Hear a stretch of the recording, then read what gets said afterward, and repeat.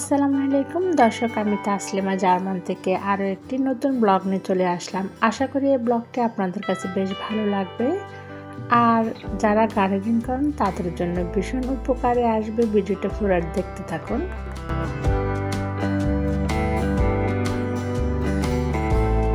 আমি এখানে কিন্তু রান্না করেছি পুঁই শাক, আর এটা আমার ফ্রোজিং করা ছিল আমার ব্যালকনির। তা আমি সবসময় যে কোনো সবজি বেশি হয়ে গেলে আমি ডিপ ফ্রিজ করে রেখে দিই, যে কোনো টাইমে খাওয়া যায়। আর নিজের বাগানের হলে তো কোনো কথাই নেই।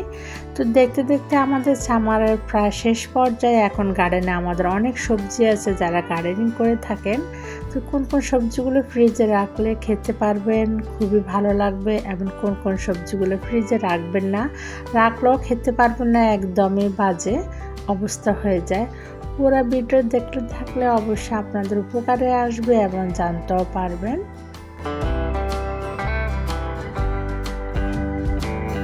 এই যে আমার ব্যালকনি থেকে আমি পুঁই শাকগুলো চেয়ে এনেছি, আর বিশ্বাস করবেন না, পাতাগুলো ভীষণ বড় বড় হয়েছে, বড় পানের মতো হয়েছে। 10-12টা পাতা নিলে, কিছু ডাঁটা কেটে নিলে আপনার এক তরকারি হয়ে যাবে।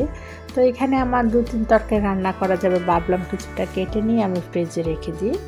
আর এই যে এখানে টমেটো বেশ পেকে গেছে, আর ওয়েদারটাও বেশি ভালো না, মাত্র 7 ডিগ্রি এখন, পরবর্তীতে আপনার 15 ডিগ্রি হবে। দেখেন গাছের অবস্থা কি ঠান্ডা, একে তো বৃষ্টি, দুইতে ঠান্ডা, এবং আপনার বাতাস, সে কারণে গাছের অবস্থাও বেশি ভালো না।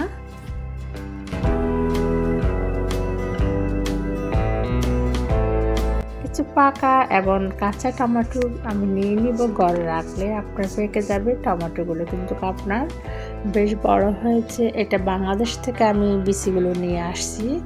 ওরা মুখে বলে এক, কিন্তু আসলে ওদের কাজের সাথে মুখের কোনো মিল নেই। বলছে এটা বড় বড় টমেটো হবে, কিন্তু দেখেন এটা একদম আমারও যে জার্মানির যে চেরি টমেটোটা থেকে একটু বড় হবে। তো যাই হোক, তারপর নিজের ব্যালকনিতে হয়েছে আলহামদুলিল্লাহ।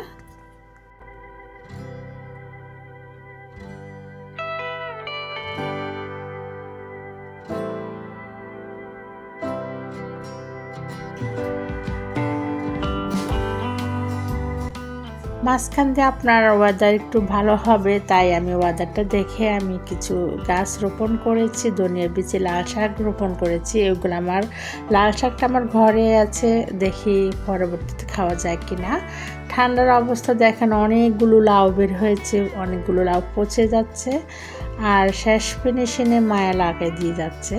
তো আমি পুঁই শাকগুলো নিয়ে ঘরে রুমে চলে আসলাম, আর এখন আমি পুঁই শাকগুলোকে বসে বসে কেটে নিব। দেখেন বৃষ্টি যে হয়েছে পানির পাতার মধ্যে।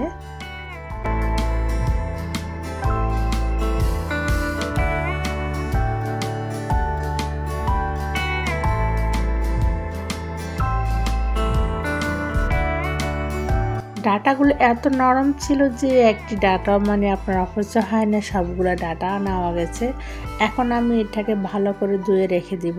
এটা ছিল আমার সকালবেলার ভিডিও। আর এখন যে আমি ভাপ দিতে আসছি, এটা হলো রাত্রের ভিডিও। আমি প্রায় 6-7 ঘন্টার মতো আমি এটাকে ধুয়ে রেখে দিয়েছি। আমার হাতে সময় ছিল না, তাই আমি এতক্ষণ রেখে দিয়েছি। আর আপনারা ভাপ দিবার সময় কখনো পানি দিবেন না। এই যে আমি জাস্ট ধুয়ে আপনার 2-3 ঘন্টার মতো রেখে দেবেন, তারপরে একটা পাতিলে দিয়ে একটা ঢাকনা দিয়ে কিছুক্ষণের জন্য রেখে দিবেন।